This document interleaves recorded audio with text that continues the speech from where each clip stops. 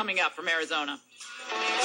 Joining us now, a man who probably is a little bit more confident and also substantive on how he approaches this fight ahead, is Congressman John Shadegg, the great state of Arizona, who is, well, he's in his, what term are you in now, Congressman? I lost count. What term am I in? Glad to be with you. I'm in term number 8. All right, so you're one of the old guard. And I don't think it's a mean 2010. I think it's a great 2010. Well, what do you make of these comments of the Republican National Committee Chairman Michael Steele, who apparently just doesn't think we're going to win the House? Republicans are going to win the House in November, and he says he's still in a period of assessment and analysis. I think that you need to inspire your troops, and I think we can win back the majority, but I think we have to be very aggressive to do it. I don't think the way to do it is to say we're not gonna. I think the way to do it is to say we're gonna, but then start pushing our team to be more aggressive than we have been. I absolutely think we can win back the majority, but not with a defeatist attitude. Good grief, we're being given every break known to man, including 2 of them between yesterday and this morning. I want to play again, and Charles, get that first Steele cut ready.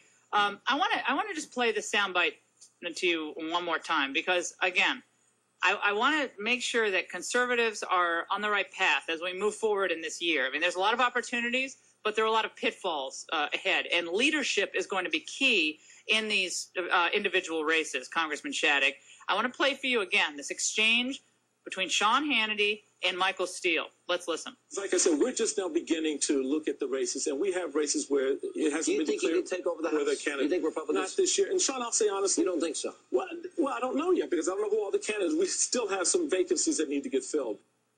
He went on to ask, well, we're ready to lead, and he said, "Well, I don't know. We'll see." Yeah, are you ready? How's he not knowing? Someone who says just now looking at him.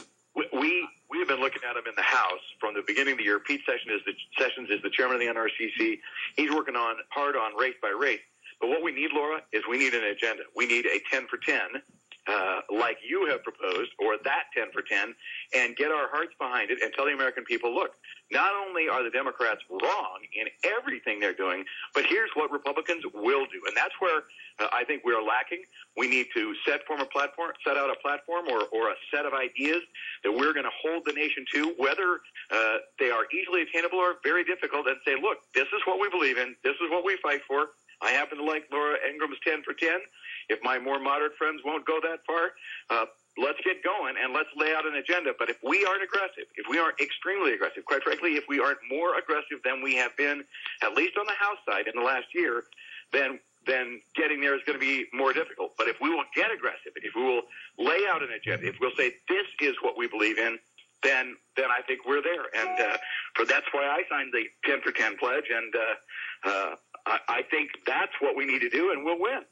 Congressman Shadegg, we appreciate your endorsing 10 for 10, and we have 20,000 plus people on the website who've already endorsed it. People from like Steve Forbes and Marco Rubio and many other new candidates, new conservative thinkers out there who are just out there trying to make names for themselves, saying, look, I'm not part of the problem. I'm part of the solution. I'm here to listen to the people and not dismiss the people. And that's where I think Republicans have a real opportunity, Congressman Shadegg. And on the health care issue, I need you to give us the latest on what you know about this Nancy Pelosi, Barack Obama, Harry Reid move to push this health care reform bill through without any conference, without any Republican objections. I'm not hearing enough Republicans during this congressional break out there on television railing against this secrecy, this lack of transparency. I'm just not hearing enough of them.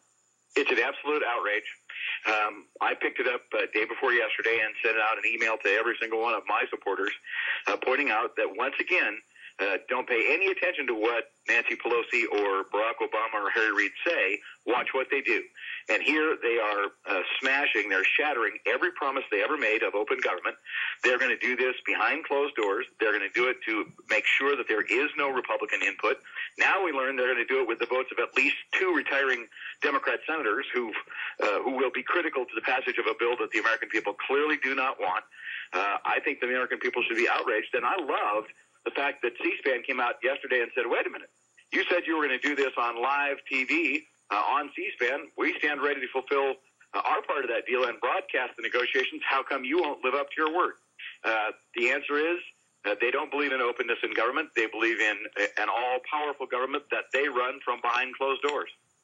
Well, the lack of Republican input in part is blamed on the fact that Republicans have been, quote, obstructionist and haven't sat down at the table. I think my friend David Frum and others have written that, well, look, if Republicans really tried, they could have been part of the solution here.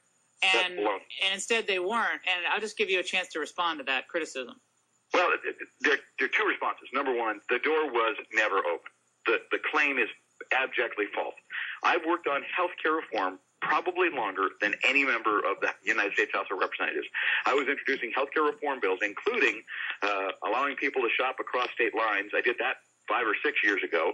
I was pushing individual choice in health care more than a decade ago. And when the president held his summit to kick this whole thing off at the White House, I was not invited. Indeed, the only Republicans who were invited were Republicans who would say nice things.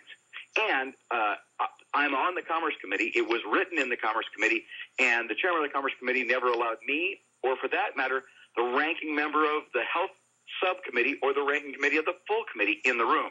Now, I do wish Republicans had come together and embraced a single Republican alternative earlier than we did.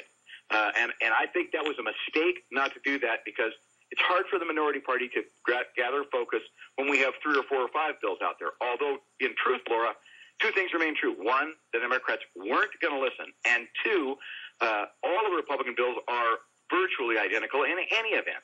They all talk about insuring everybody through a refundable tax credit. They all deal with the issue of pre-existing conditions, and none of them involve a government takeover of health care.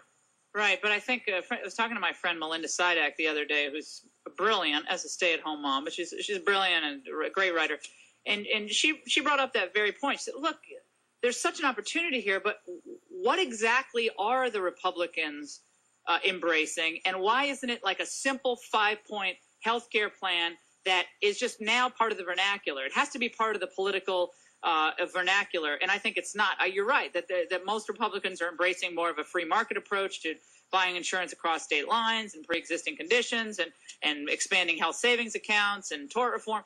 But it seems like there's not one place where people can go and say, okay, this makes sense. This is real competition. This is going to bring down the cost of health care. Yeah, I agree. That would have helped. However, the media would have never publicized it, and it is absolutely false to say the Democrats would have allowed us to have a seat at the table. The only people they allowed a seat at the table were sellouts, which includes, in my opinion, the pharmaceutical industry, and quite frankly, the insurance industry, the health insurance industry, which is now going to have a gun at our heads, and we're all going to be forced to buy their product. That's as un-American as anything I have ever heard of in my life.